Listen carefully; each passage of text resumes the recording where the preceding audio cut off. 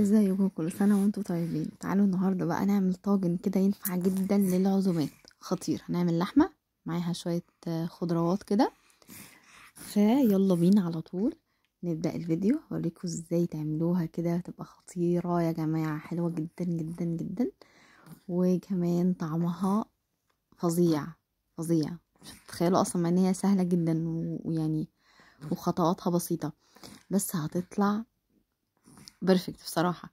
فتعالوا اقول لكم بالظبط هنحتاج ايه وعملنا ايه بالتفاصيل. بصوا، اول حاجة هنحضر حاجات للسلق بتاع اللحمة. هنحط بصل وطماطم وجزرة كده صغننة. بصوا بقى، الطريقة دي حلوة جدا للسلق، اعتمدوها بجد. هنجيب حلة نسخنها، نحط فيها شوية سمنة او شوية زيت او اي حاجة، وهنزل باللحمة كده، واحط معاها بقى. بصوا انا حطيت نص الطماطمايه وجزرية كانت صغننة ونص بصلة. تمام، هحطهم واحط عليهم حبهان وكمان ورق لورا، واحط كمان قرنفل بيبقى حلو قوي في شوربه اللحمه. هقلبهم يتصدموا كده زي ما بنقول يعني، وبعدين هحط ميه عاديه من الحنفيه، مش ميه مغليه. ضروري جدا يا جماعه. انا قلت لكم قبل كده بنستخدم ميه مغليه، لان انا طول عمري كنت بحط ميه مغليه، بس لا، بعدين عرفت ان الميه العاديه بتخلي اللحمة أطرى، لأن هي بتوصل مع بعض، بيوصلوا الاتنين مع بعض لدرجة حرارة عالية، مش بتبقى المية سخنة واللحمة باردة، فبتحصل لها ان هي اللحمة بتكرمش وبتشد قوي بعدين. دي الفكرة يعني من ان انا احط مية عادية من الحنفية. تمام تمام. هنا بقى هقطع الخضار اللي كان قدامنا ده. بصل الوان ايه بصل ابيض او احمر، يعني انا استخدمت ابيض لان هو كان عندي وهو الارخص بصراحه. حط بقى فلفل الوان، ما تستغنوش عنه لان هو اساس الوصفه اصلا. فلفل الوان هو اللي هيديها الطعم الحلو جدا. ولو بتحبوا بقى الحاجه حراقه ممكن تحطوا فلفل حراق، هتبقى احلى واحلى كمان.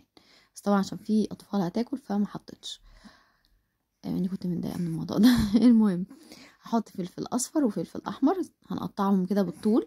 هحط كمان بطاطس، بما اني يعني عشان برضو نفس النظريه اللي في عيال، هحط بطاطس، بس ممكن ما تحطوش لو مش عايزين تحطوا ما تحطوش.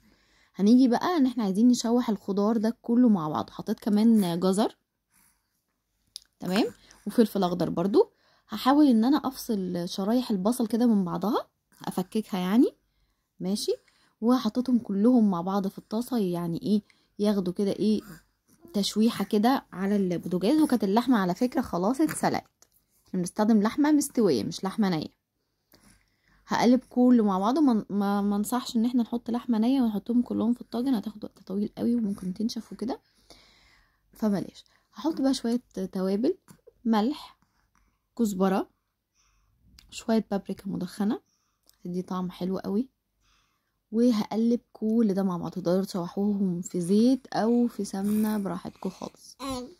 هنقلب كل ده مع بعض لحد لما الخضار يهدى شويه، تمام. وبعدين في الاخر بحط البطاطس، يعني انا كان كل الحاجات من غير البطاطس. تقدروا تشيلوا الجزر، تقدروا تزودوا كمان اي نوع خضار انتوا بتحبوه عادي، مش شرط الحاجات اللي انا حطاها دي. بس ما تستغنوش عن الفلفل الالوان، لان هو زي ما قلت لكم هو اهم حاجه في الوصفه دي. هنحضر بقى الطاجن او بايركس، اي حاجه اللي انتوا عايزين طعمه يعني. وهحطه الاول هحط الخضار من تحت كده بالشكل ده. طبعا الخضار ده كله بينزل ميه كتير، ماشي. بس انا كمان هزود شوربه من شوربه اللحمه علشان تديها كده ايه، صوص كده وطعم حلو. طبعا جنبها رز بقى اي نوع، تمام. ويبقى الفطار كده جاهز. هاخد اللحمه من الشوربه واحطها، هسيبها هي فوق عشان ايه، تاخد كده ايه، يعني زي ما احنا بنقول كده تتحمر كده، فاهمين قصدي، حمرة كده من فوق.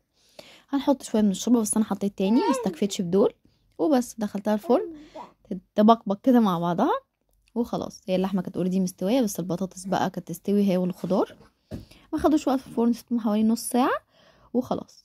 وبس كده، يا رب تكون الوصفه عجبتكم.